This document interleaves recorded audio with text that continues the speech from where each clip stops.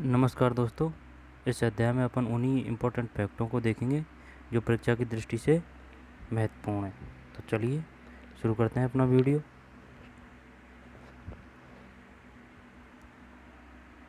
भूमि संसाधन और कृषि। भूमि संसाधन और कृषि। विश्व के कुल क्षेत्रफल का 11% भाग ही ऐसा है। कितना प्रतिशत? 11% भाग ही ऐसा है जहाँ कृषि होती है। विश्व के विभिन्न भागों में जनसंख्या के वितरण में समानता नहीं है, क्योंकि सभी क्षेत्रों में भूमि और जलवायु में पर्याप्त भिन्नता पाई जाती है। ऊबड़ खाबड़ भू आकृति, पर्वतीय ढाल को जाने दीजिए। जो इम्पोर्टेंट तथ्य है उनको ही देखेंगे। आज इस भूमि पर व्यापारिक गतिविधियाँ नगरीय क्षेत्रों में आवास एवं ग्रामीण क्षेत्रों में कृषि करने हेतु अनाधिकृत हस्तक्षेप प्रारंभ हुए। एक खेत की लहलाती हुई गेहूं की फसल, थार रेगिस्तान में बकरियां चराता किसान। धरातल पर पाए जाने वाली असंगठित पदार्थों की ऊपरी परत, जिसमें ह्यूमस भी मिला होता है को मिट्टी कहा जाता है। वनस्पति और जीवों के सड़े गए अंश को ह्यूमस कहते हैं। मिट्टी से आप क्या समझते हैं? धरातल पर पाई जाने वाली असंगठित पदार्थों की ऊपरी परत, जिसमें ह्यूमस भी मिला होता है को मिट्टी कहा जाता है। मिट्टी वनस्पति एवं जीवों के सड़े गले अंश को ह्यूमस कहते हैं। ये फैक्ट है। पंजाब, इसको पढ़ते हैं रेतीली मिट्टी। रेतीली मिट्टी, रेतीली मिट्टी, ये रेतीली मिट्टी, ये रेतीली मिट्टी है पूरी रेतीली मिट्टी। ठीक है। और लाल लोमी मिट्टी, लाल लोमी मिट्टी, लाल लोमी मिट्टी, ये लाल लोमी मिट्टी। दक्षिण साइड मिश्रित लाल काली मिट्टी, मिश्रित लाल काली मिट्टी। भूरी रेतीली कछारी मिट्टी, ये वाली कछारी। भूरी रेतीली मिट्टी, भूरी रेतीली मिट्टी, भूरी रेतीली मिट्टी। फिर लाल पीली मिट्टी दक्षिण में। मध्यम काली मिट्टी, ये कोटा बूंदी वगैरह ये है ना। और कछारी मिट्टी, कछारी ये, ठीक है ना। तो रेतीली मिट्टी, फिर लाल लोमी मिट्टी, फिर मिश्रित लाल काली मिट्टी, मिश्रित लाल काली मिट्टी, मिश्रित लाल काली मिट्टी। भूरी रेतीली कछारी मिट्टी, भूरी रेतीली कछारी मिट्टी। लोअर भूरी रेतीली मिट्टी, ठीक है ना। फिर लाल पीली मिट्टी, फिर मध्यम काली मिट्टी, मध्यम काली मिट्टी, कछारी मिट्टी, कछारी मिट्टी। ठीक है। आपके ज़िले में किस प्रकार की मिट्टी पाई जाती है? रेतीली मिट्टी राजस्थान के किन जिलों में मिलती है? कछारी मिट्टी किन किन जिलों में पाई जाती है? हाड़ौती पठार प्रदेश में कौन सी मिट्टी पाई जाती है? अब पढ़ते हैं। मिट्टी को सामान्यतः दो आधारों पर वर्गीकृत किया जा सकता है।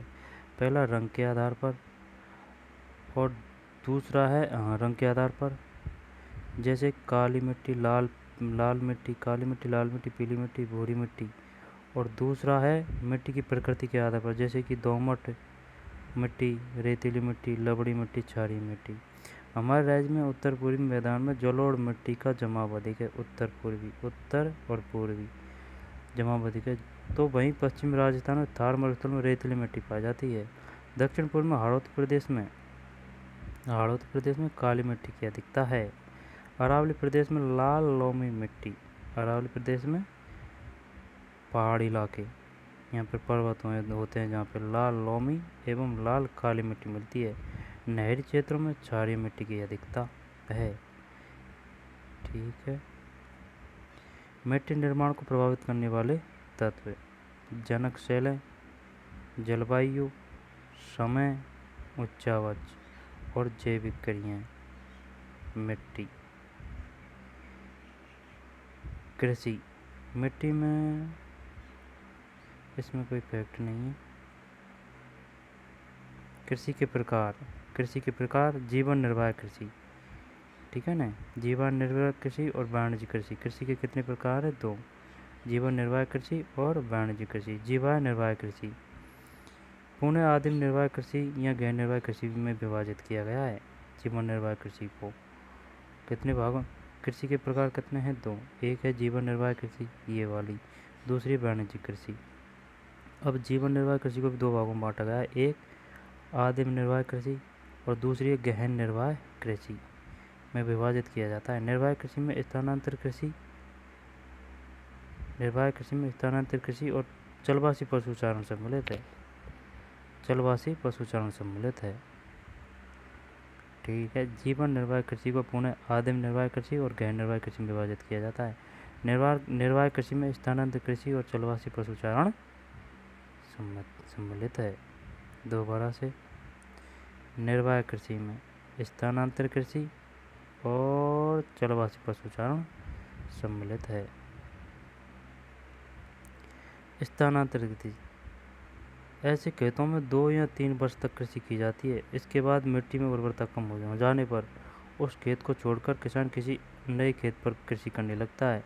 इस प्रकार की कृषि को दक्षिणी राजस्थान में बालरा और उत्तर पूर्वी भाग में जूम। बताइए ये बालरा किससे संबंधित है? यहाँ पर बालरा कहाँ, बालरा से आप क्या समझते हैं? इस प्रकार की कृषि दक्षिणी राजस्थान में बालरा, स्थानांतर कृषि को ही बालरा कहते हैं। उत्तर पूर्वी भाग में ही इसका दूसरा नाम है जुवा, क्योंकि वहाँ पे झूम नाम से कृषि की जाती है, झूम, ठीक है। गहन निर्वाह कृषि, ये किसान एक छोटे भूखंड पर साधारण औजारों और अधिक परिश्रम से खेती करते हैं। इसमें वर्ष के दौरान एक ही खेत से 2 या 3 फसलें भी उगाई जाती है। यह कृषि सघन जनसंख्या वाले मानसून प्रदेशों में अधिक प्रचलित है।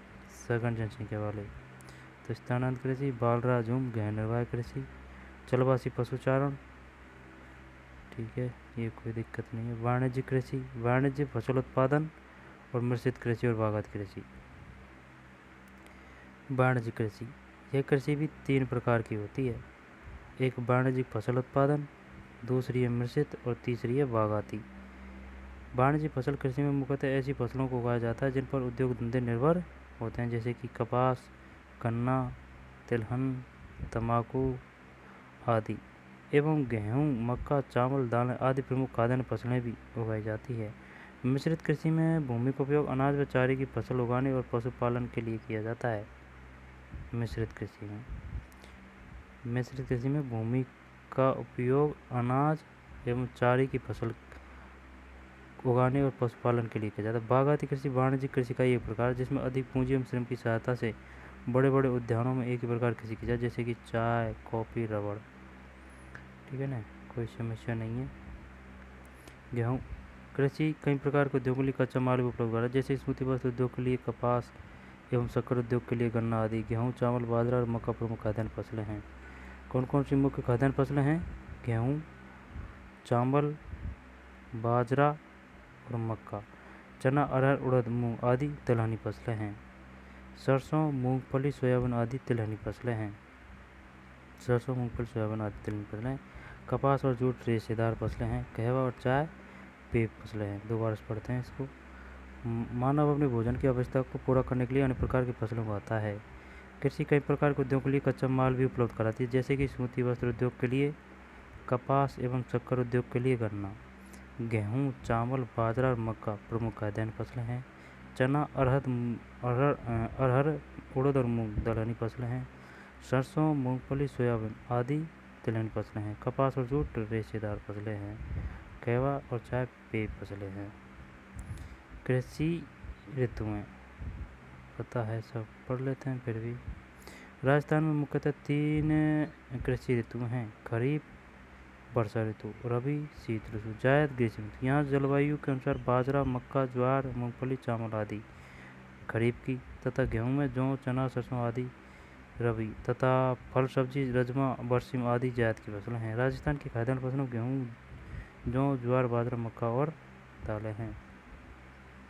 राजस्थान की खाद्यान्न फसलों में गेहूँ, जौ, ज्वार, बाजरा, मक्का और दालें हैं, ठीक है ना। तिलहन का क्षेत्रफल बढ़ गया है। व्यावसायिक कारणों में वर्तमान में सोयाबीन की खेती बढ़ रही है। राज्य की प्रमुख फसलें गेहूँ, जलोढ़ मिट्टी उपयुक्त रहती है। बाजरा, गेहूँ में चीन के बाद विश्व में गेहूँ उत्पादन में भारत का दूसरा स्थान है। बाजरा, चावल, चीका युक्त जलोढ़ एवं काली मिट्टी इस जिसमें जल को रोकने की क्षमता हो, चावल के लिए सर्वोत्तम मानी जाती है। भारत में विश्व में द्वितीय स्थान है। राजस्थान में यह एक खरीफ की फसल है। चावल उत्पादन हनुमानगढ़, श्रीगंगानगर, बांसवाड़ा, डूंगरपुर, कोटा, बूंदी, झालावाड़, बारा, उदयपुर, चित्तौड़गढ़। कोई दिक्कत नहीं है, चलते हैं आगे। मक्का, कौन सी मिट्टी उपयुक्त रहेगी? मक्का राजस्थान विशेषकर मेवाड़ का प्रमुख भोजन, जिसमें सर्दी की ऋतु में बड़े चाप से खाया जाता है। इसके लिए अधिक तापमान एवं वर्षा की आवश्यकता होती है तथा उपजाऊ लाल काली मिट्टी किस फसल के लिए उपयुक्त होती है? मक्का के लिए कौन सी मिट्टी उपयुक्त रहती है? उपजाऊ लाल काली मिट्टी उपयुक्त रहती है। चित्तौड़गढ़, उदयपुर, भीलवाड़ा, राजसमंद, बांसवाड़ा, डूंगरपुर आदि प्रमुख मक्का उत्पादक जिले हैं। चना, सरसों, भरतपुर जिले में सेवर में राष्ट्रीय सरसों अनुसंधान केंद्र स्थित है। मूंगफली 3 लाख हेक्टेयर में भूमि में इसकी खेती होती है। कुछ वर्षों में बीकानेर में मूंगफली की खेती का काफ़ी प्रचार हुआ है, जिनमें श्रीगंगानगर, हनुमानगढ़, चित्तौड़गढ़ और जयपुर आदि अन्य जिले में। कपास श्रीगंगानगर, हनुमानगढ़ के साथ ही मेवाड़ एवं हाड़ौती क्षेत्र में भी होता है। कृषि विकास, आधुनिक कृषि फार्म सूरतगढ़।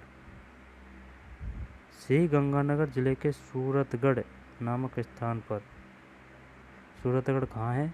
श्रीगंगानगर जिले के सूरतगढ़ नामक स्थान पर एक मशीनीकृत कृषि फार्म स्थापित किया गया है।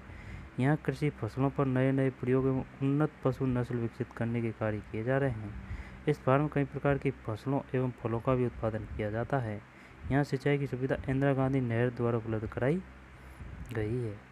आधुनिक कृषि फार्म सूरतगढ़ श्रीगंगानगर में पशु नस्ल और कृषि फसलों की नस्ल विकसित करने का कार्य किया जा रहा है।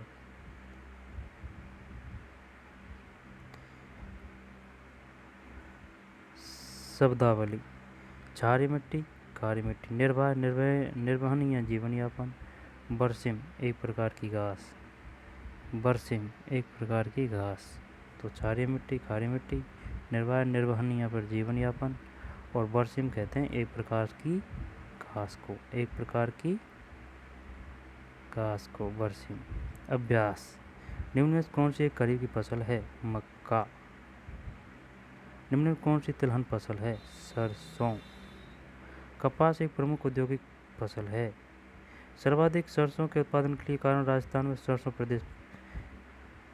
प्रदेश भी कहा जाता है। कृषि के 2 मुख्य प्रकार जीवन निर्वाह कृषि और वाणिज्यिक कृषि। जीवन निर्वाह कृषि, वाणिज्यिक कृषि। यार ये गलत लग रहा है मेरे को। चल देखते हैं कृषि के 2 मुख्य प्रकार।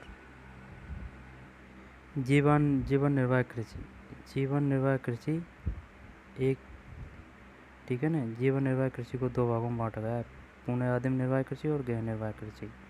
और कृषि के प्रकार है जीवन निर्वाह और वाणिज्यिक कृषि।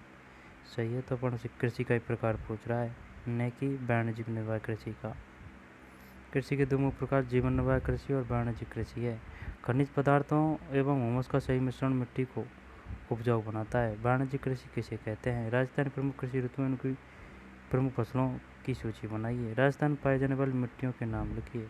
राजस्थान की प्रमुख व्यापारिक फसलें कौन कौन सी है? किन किन जिलों में पैदा होती है? मिट्टी के निर्माण को प्रभावित करने वाले तत्वों का प्रवाह चार्ट बनाइए। राजस्थान की प्रमुख खाद्यान्न फसलों एवं उनके उत्पादक जिलों की सूची बनाइए। मिट्टी के निर्माण को प्रभावित करने वाले तत्वों का प्रवाह चार्ट बनाइए और राजस्थानी प्रमुख खाद्यान्न फसलों एवं उनके उत्पादक जिलों की सूची। तो इसमें कोई खास में इतना है नहीं है, तो ठीक है दोस्तों, मिलते हैं अलग वीडियो में। खुश रहो, मस्त रहो, बिंदास रहो। मिलते हैं नए वीडियो में। धन्यवाद।